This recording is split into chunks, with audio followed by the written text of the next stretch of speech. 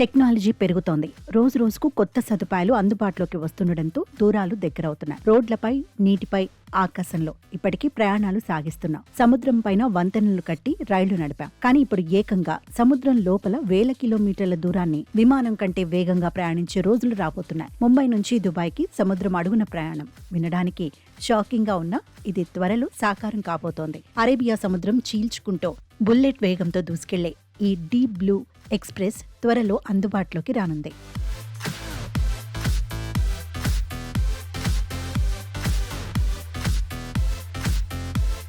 ముంబై నుంచి దుబాయ్ సుమారు 1900 కిలోమీటర్ల దూరం. ప్రస్తుతం విమానంలో వెళ్లాలన్నా కనీసం 3 నుంచి 4 గంటల సమయం పడుతుంది. కానీ ఈ అండర్ వాటర్ హై స్పీడ్ రైలు అందుబాటులోకి వస్తే కేవలం 120 నిమిషాల్లోనే, అంటే సరిగ్గా 2 గంటల్లో దుబాయ్లో ల్యాండ్ అయిపోవచ్చు. దీని వేగం గంటకు 600 కిలోమీటర్ల నుంచి మొదలై 1000 కిలోమీటర్ల వరకు ఉంటుందని అంచనా. అంటే గాలిలో ప్రయాణించే కమర్షియల్ జెట్ విమానాల కంటే వేగంగా దూసుకెళ్తుంది. వాక్యూమ్ ట్యూబ్ టెక్నాలజీ పద్ధతిని ఈ మార్గం కోసం వినియోగించే అవకాశం ఉందని తెలుస్తోంది. అయితే ఈ ప్రయాణం కేవలం వేగవంతమైనది మాత్రమే కాదు, లైఫ్ టైం మెమరీని ఇచ్చే అద్భుతం. అరేబియా సముద్ర మట్టానికి 200 మీటర్ల లోతులో నిర్మించే ఈ పారదర్శకమైన టన్నెల్ గుండా ప్రయాణిస్తున్నప్పుడు చుట్టూ నీలిరంగు సముద్రం, కళ్ల ముందే ఈదుకుపోయే భారీ సొరచేపలు, తిమింగలాలు కనిపిస్తాయి. ప్రయాణికులకు బోర్ కొట్టకుండా ఉండేలా ఈ రైలుకు వెడల్పాటి అద్దాల కిటికీలను అమర్చబోతున్నారు. ప్రపంచంలోని అతి పొడవైన అక్వేరియంలో ఒక సూపర్ సోనిక్ రైల్లో ప్రయాణిస్తున్న ఫీలింగ్ కలుగుతుంది. ఈ ప్రాజెక్టు కేవలం ప్రయాణికుల కోసం మాత్రమే కాదు,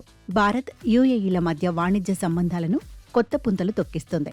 ఈ టన్నెల్ ద్వారా 2 పైప్ లైన్లను కూడా ఏర్పాటు చేయాలనేది ప్లాన్. దీనివల్ల భారత్ నుంచి నాణ్యమైన మంచినీటిని దుబాయ్కు ఎగుమతి చేయవచ్చు. ప్రతిగా అక్కడి నుంచి ముడి చమురును నేరుగా పైప్ లైన్ ద్వారా భారత్కు తెచ్చుకోవచ్చు. దీనివల్ల రవాణా ఖర్చులు దాదాపు 60% వరకు తగ్గుతాయి. $50 బిలియన్ పై చిలుకు వ్యయంతో నిర్మించే ఈ ప్రాజెక్టు ద్వారా సుమారు 50,000 మందికి పైగా ఉపాధి లభిస్తుందని అంచనా.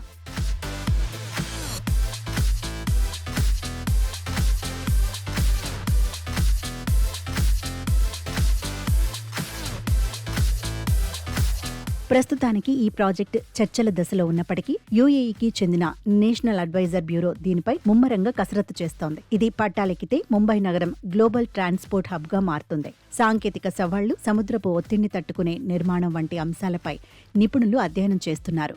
ఇదే కనుక నిజమైతే భవిష్యత్తులో మనం సముద్రం అడుగున టిఫిన్ చేసి దుబాయ్లో షాపింగ్ చేసి సాయంత్రానికి ఇంటికి వచ్చేయచ్చు.